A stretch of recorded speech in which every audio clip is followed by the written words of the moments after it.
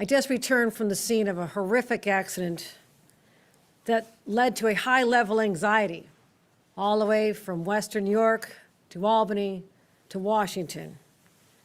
But before I describe the details, I want to be very, very clear to Americans and New Yorkers.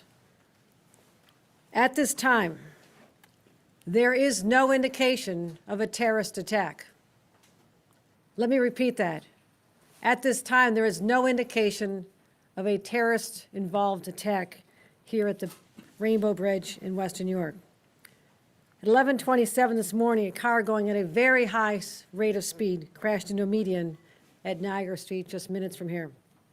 It's in the city of Niagara Falls, near one of the border crossings into Canada, the Rainbow Bridge. There are 4 border crossings here in Western New York.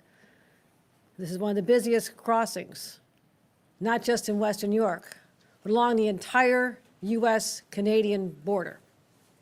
And it happens on the busiest travel day of the year. So naturally, in a time of heightened alert, everyone sprang into action. It crashed into a Customs and Border Patrol booth, and the car and the booth immediately exploded. Burst into flames. I saw the video of an airborne vehicle that was absolutely surreal. You actually had to look at it and say, was this generated by AI? Because it was so surreal to see how high in the air this vehicle went, and then the crash and the explosion and the fire. That video will be released very shortly.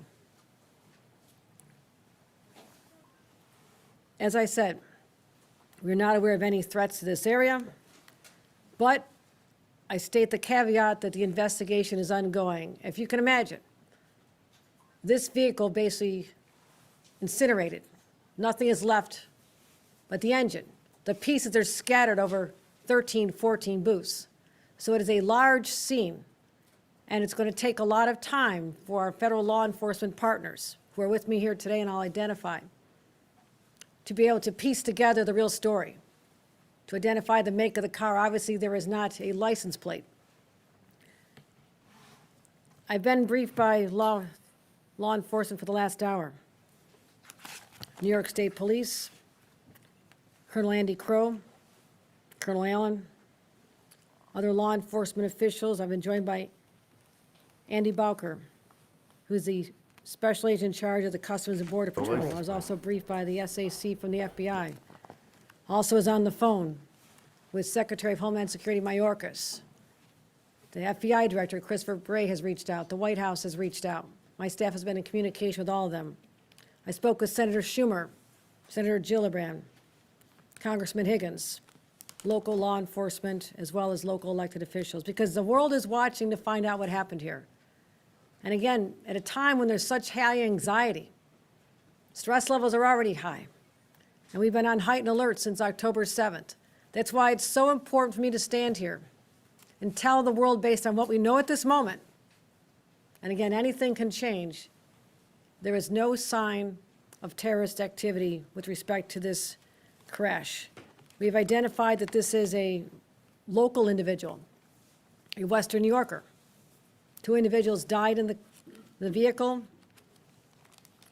The Border Patrol individual working in the booth was injured. The booth literally protected that individual. They went to the hospital with minor injuries and have been released. There is also, again, the busiest travel day of the year, there's a major disruption in, first of all, our cross-border travel. Right now, the Rainbow Bridge will remain closed while law enforcement continues investigation. Again, this is a large, widely scattered scene, and we're trying to identify all the elements to make sure that there is no unforeseen situations that we need to address before we can open again to the public. We're going to make sure the public is safe before they go back on the Rainbow Bridge. Also making sure the structural integrity of the booths. Also very important, our state DOT will be involved in that as well. The Whirlpool Bridge and Lewiston Queenston Bridge opening early this evening, probably open by now. Can anybody confirm that? We are. We're open now, okay. They are open now. There's been a lot of people trying to get across. I appreciate that. The Peace Bridge, which was open, is already reopened a half an hour ago. For those traveling by train, Unfortunately, Amtrak has temporarily suspended its cross-border service between New York State and Canada. And the Buffalo Airport, despite early reports, the Buffalo Airport was never closed and everything is normal. Domestic flights are still active. There has been no cessation in service there.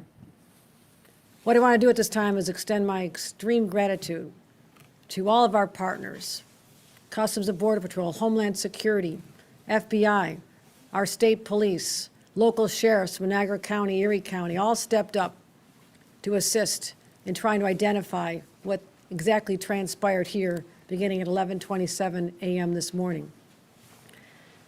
They gave up their time from their families. They showed up.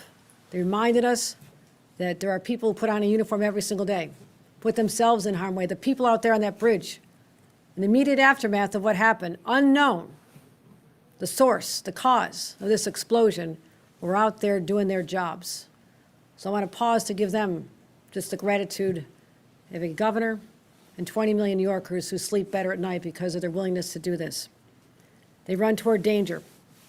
They should be with their families today, but they will not be. This investigation will go on for a number of days, and that's why we will not have any further answers at this time as to the individuals involved, the deceased, any motivation, and there's a lot of unanswered questions. But at this time, we just need to dial down the temperature right now, and that's what I plan to do as governor. Just let everybody know all is well. We're investigating. More information could arise, but based on the preliminary investigation, no sign of terrorist involvement in the horrific explosion that occurred here in Western New York.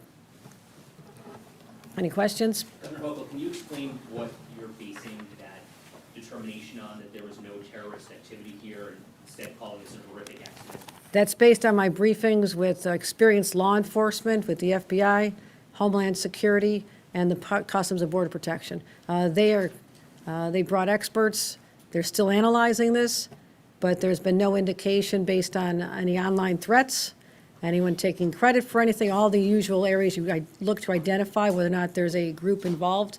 At this time, you're going to hear me say this at this time, a dozen times, because it is still unfolding, but I didn't want to leave the public with a lot more anxiety than they need to have at this time. So I just want to be perfectly clear, there is no evidence to show at this time that this was a terrorist activity?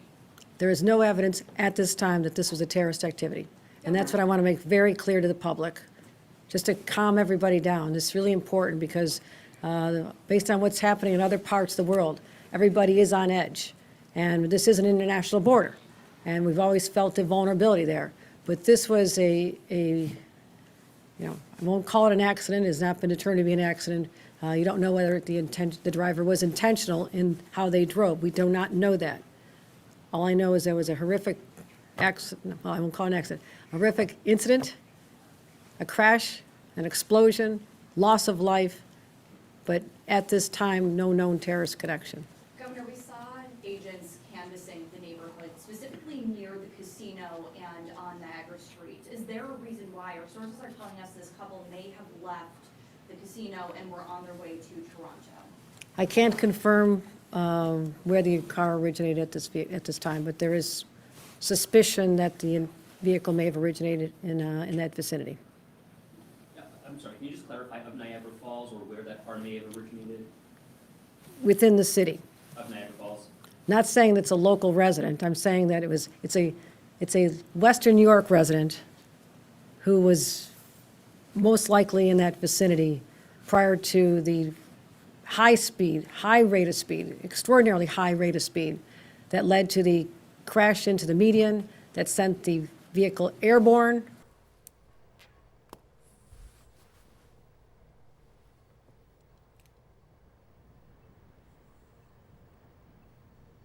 It's rather extraordinary. Time for one more?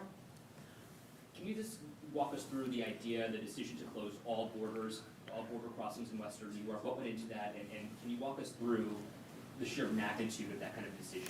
I'm going to turn it over to the representative from the Customs and Border Patrol, special agent in charge. That would be Aaron Balker. Yep. Would you like to address the decision made to close the border?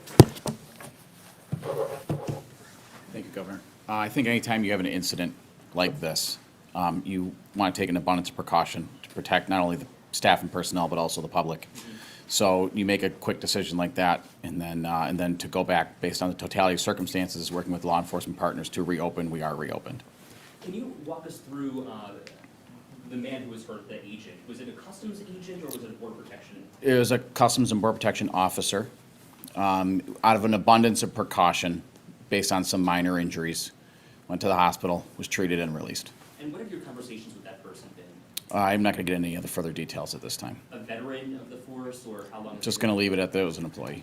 Have you ruled out suicide? Talking I'm about sorry? casino. Have you ruled out potential It's an ongoing investigation, so we're not going to say anything else at this time. Did you say how many people were injured at the scene, just the one, or was there multiple injuries? From our employees, it was one employee. One employee. I think that's something, I mean, it's something we should be grateful for. When you look at the scale of the scene, of how far the pieces of this vehicle exploded and scattered, the fact that other people in other vehicles, and there's been some damage to other vehicles, I mean, you can imagine the lines were long, many booths. This is not an isolated late-night occurrence. This is the busiest travel day of the year at 11:27 in the morning. People are on the road, so it was a very congested area, and thank God there was no one else injured. It could have been much more cataclysmic, and so, but thank you all for coming out. I appreciate your attention and helping us let the public know to dial back the anxiety associated with this event. Thank you. Thanks, everybody. Mr. Bowker, really quick, are the booths secured?